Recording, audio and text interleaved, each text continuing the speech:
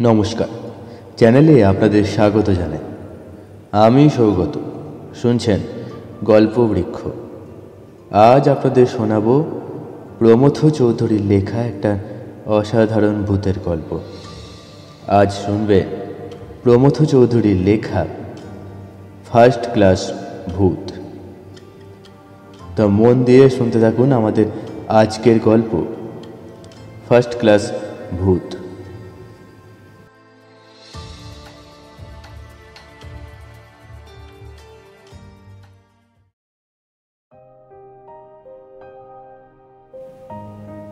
আমরা তখন সবে কলকাতায় এসেছি স্কুলে পড়তে। কলকাতার স্কুল যে মফস্বলের চাইতে ভালো সে বিশ্বাসে নয়, কারণ স্কুল সব জায়গাতেই সমান, সবই একই ঝাঁচে গলা। সব স্কুলই তেড়ে শিক্ষা দেয়, কিন্তু দুঃখের বিষয় কেউই শিক্ষিত হয় না। আর যদি কেউ হয় তা নিজ গুণে, শিক্ষা বা শিক্ষকের গুণে নয়। আমরা এসেছিলাম ম্যালেরিয়ার হাত থেকে উদ্ধার পেতে। আমরা আসবার মাস তিনেক পরেই হঠাৎ সারদাদা এসে আমাদের অতিথি হলেন। সারদা দাদা কীভাবে আমাদের দাদা হলেন সেটা আমি জানি না, কিন্তু তিনি আমাদের জাতি নন, কুটুমও নয়, গ্রাম সম্বন্ধে ভাইও নয়। তার বাড়ি আমাদের গ্রামে নয়, দেশ তার যেখানেই হোক সেখানে তার বাড়ি কিন্তু ছিল না। তিনি সংসারে ভেসে বেড়াতেন। আমাদের অঞ্চলে সেকালে উইয়ের ঢিবির মতো দেদার জমিদার বাবু ছিলেন, আর তাঁদের সঙ্গে তার একটা না একটা সম্পর্ক ছিল। সে সম্পর্ক যে কি তাও কেউ জানত না, কিন্তু ওর বাড়িতে অতিথি হয়েই তার জীবনযাত্রা তিনি নির্বাহ করতেন, আর সব জায়গাতেই তিনি আদর যত্ন পেতেন। তিনি একে ব্রাহ্মণ, তার উপর কথায় বার্তায় ছিলেন ভদ্রলোক। তাই তিনি দাদা হন, মামা হন, দূর সম্পর্কের শালা হন, ভগ্নিপতি হন, সকলেই তাকে অতিথি করতে প্রস্তুত ছিলেন। টাকা তিনি কারো কাছে চাইতেন না। তার নাকি কাশিতে একটা বিধবা আত্মীয় ছিলেন, আবশ্যক হলে তার কাছ থেকেই টাকা পেয়ে যেতেন। সে মহিলার নাম ছিল সুখদা। সুখদার নাকি ঢের টাকা ছিল, আর সন্তানাদি কিছু ছিল না। তাই সুখদার আপনার লোক বলেছিল এই সারদাদা, তাই তার মানও ছিল। সারদাদার আগমনে আমরা ছেলেরা খুব খুশি হলাম। যদিও ইতিপূর্বে তাকে কখনো দেখিনি, তার নামও শুনিনি। আমাদের মনে হলো তার সঙ্গে কথাবার্তা কয়ে বাঁচব। কলকাতায় আমাদের কোনো আত্মীয় স্বজনও ছিল না, কোনো বন্ধু বান্ধবও ছিল না যার সঙ্গে দুটো কথা কয়ে সময় কাটানো যায়। আর স্কুলের সহপাঠীদের সঙ্গে গল্প করেও চমৎকৃত হতুম না, কারণ সেকালে ছেলেদের কথাবার্তার রস কলকাতার দুধের মতো ছিল, নেহাতি জাল। সারদা দাদা আমাদের রোজ সন্ধ্যাবেলায় দেদার গল্প করতেন। জীবনে তিনি যা বলেছেন তারই গল্প।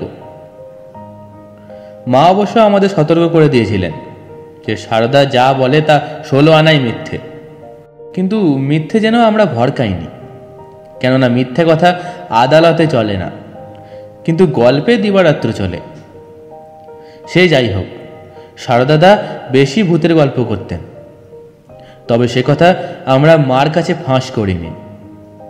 শুনেছি বাবার একজন প্রিয় তামাকওয়ালা দাদার কাছে নিত্য ভূতের গল্প বলতো, ফলে দাদা নাকি রাত্রিরে এ ঘর থেকে ও ঘরে যেতে ভয় পেতেন। তারপর বাবা তার প্রিয় তামাকওয়ালার কাছ থেকে আমাদের বাড়ি আসা বন্ধ করে দিলেন। পাছে মা সারদা দাদাকে বিদায় করে দেন, এই ভয়ে মায়ের কাছে এ গল্প সাহিত্যের আর পুনরাবৃত্তি করতুম না। তাছাড়া কলকাতা শহরে তো ভূতের ভয় নেই। রাস্তায় আলো, পথের ধারে শুধু বাড়ি, জঙ্গল নেই। ভূতেরা আলোকে ভয় করে ও মানুষের চেঁচামেচিকে। কলকাতায় আলো যতটা না থাক, হল্লা দেদার আছে, অত হট্টগোলের মধ্যে ভূত আসে না। সারদা দাদা শুধু সেই সব ভূতের গল্প বলতেন যাদের তিনি সচক্ষে দেখেছেন। আমি তাকে একদিন জিজ্ঞেস করলুম, আপনি তো শুধু পাড়া গাঁয়ের ভূতের গল্প করেন, আচ্ছা আপনি কি কখনো সাহেব ভূত দেখেননি? দেখব কোত্থেকে? সাহেবরা তো আর এদেশে মরে না, না মরলে তার ভূত হবে কি করে? দেখো, ট্রেনে এত বড় বড় কলিশন হয় যাতে হাজার হাজার দেশি লোক মরে, কিন্তু তাতে কোনো সাহেব মরেছে এমন কথাই কখনো শুনেছ? তবে এত গোরস্থানে কারা পোঁতা আছে? সব ফিরেঙ্গি। তবে দু চারজন সাহেব যে মরে না এমন কথা বলছি নে, কিন্তু যারা মরে ভূত হয় তাদের দেখা আমরা পাইনি। কেন? এদেশে তারা গাছেও থাকে না, পায়ে হেঁটেও বেড়ায় না। তারা ট্রেনের ফার্স্ট ক্লাস গাড়িতে চড়ে বেড়ায়, আর ফিরিঙ্গি ভূতরা সেকেন্ড ক্লাস গাড়িতে। তবে একবার একজনের দেখা পেয়েছিল, তার বলবার কথা নয়, আজও মনে হলে কান্না পায়। আমরা সেই সাহেব ভূতেরই গল্প শুনতে চাই। আচ্ছা বলছি শোনো, কিন্তু এ গল্প যেন আর কাউকে বলো না। কেন বলা যাবে না? কি জানি, আবার যদি মানহানির মামলায় পড়ে যাই। মরা লোকেরও মানহানি করলে জরিমানা হয়, জেলও হয়। আবার জেল খাটতে আমার ইচ্ছে নেই। আমি একবার কলকাতা থেকে কাশি যাচ্ছিলুম। হাওড়া স্টেশনে যখন পৌঁছলুম তখন গাড়ি ছাড়ে ছাড়ে। তারই একটা খালি ফার্স্ট ক্লাস গাড়িতে উঠে পড়ল, এই মনে করে যে পরের স্টেশনে নেমে থার্ড ক্লাসে ঢুকবো। গাড়ি তো ছাড়লো, অমনি বাথরুম থেকে একটি সাহেব বেরিয়ে এলো। ঝাড়া 6.5 ফুট লম্বা, মুখ রক্তবর্ণ, চোখগুলো গুলির মতো, আর তার সর্বাঙ্গে বেচায় মদের গন্ধ বেরোচ্ছে, আর সে বিলেতি মদের। সে ঘরে ঢুকেই বললে, খালা আদমি নিচু যাও। আমার তখন ভয়ে নাড়ি ছেড়ে গিয়েছে। আমি কাঁপতে কাঁপতে বললুম, হুজুর अभी किस तरह नीचू जाएगा, दूसरा स्टेशन उतर जाएंगे। তিনি বললেন, ओ नहीं हो सकता, তোমার कपड़ा बहुत मैला और তোমার देह में भी बहुत मैला আছে। गौसल खाना जाके तुम्हार कपड़ा उतार के गौसल करो और वही बैठा रहो। हम चला जाने से तुम गौसल खाना से निकले हो। हम जो बोला अभी करो। जानता हम रेल का बड़ा साहिब है। আমি প্রাণের দায়ে হুজুর যা বললেন তাই করলুম। অর্থাৎ স্নানের ঘরে গিয়ে বিবস্ত্র হয়ে সেই শীতের রাতে স্নান করলুম। অমনি একটা দমকা হাওয়া এসে কাপড় চোপড় সব উড়িয়ে নিয়ে কোথায় যেন নিয়ে চলে গেল। আমি বিবস্ত্র, তাই হয়ে ভিজে গায়ে গোসলখানাতেই বসে রইলুম। আর সাহেব তার কামরায় হুটোপাটি করতে লাগলেন ও মাঝে মধ্যে চিৎকার করে আমার প্রতি শুয়োর, গাধা, উল্লুক প্রভৃতি প্রিয় সম্ভাষণ করতে লাগলেন।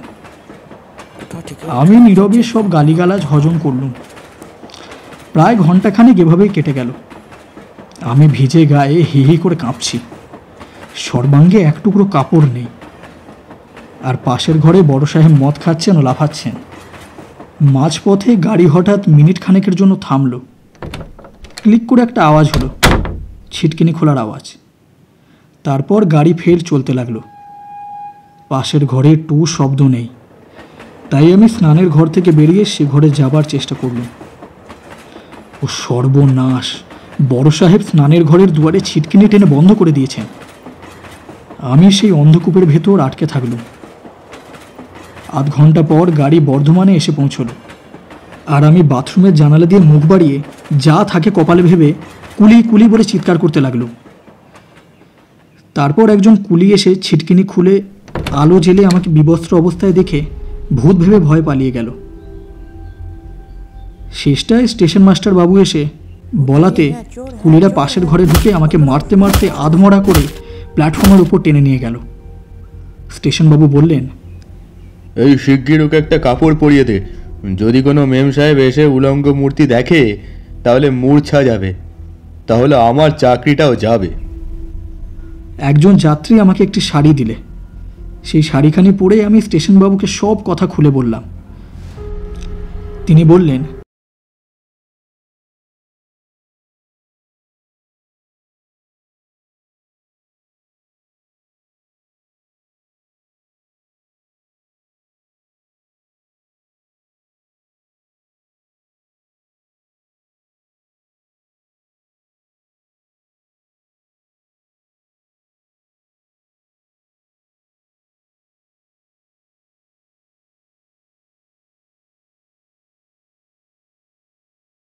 হাতে পড়ে বেজায় নাজেহাল হয়েছিলেন।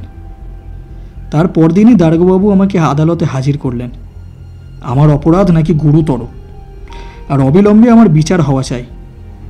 হাকিমবাবু ছিলেন অতিশয় ভদ্রলোক, উপরন্তু উচ্চশিক্ষিত। তিনি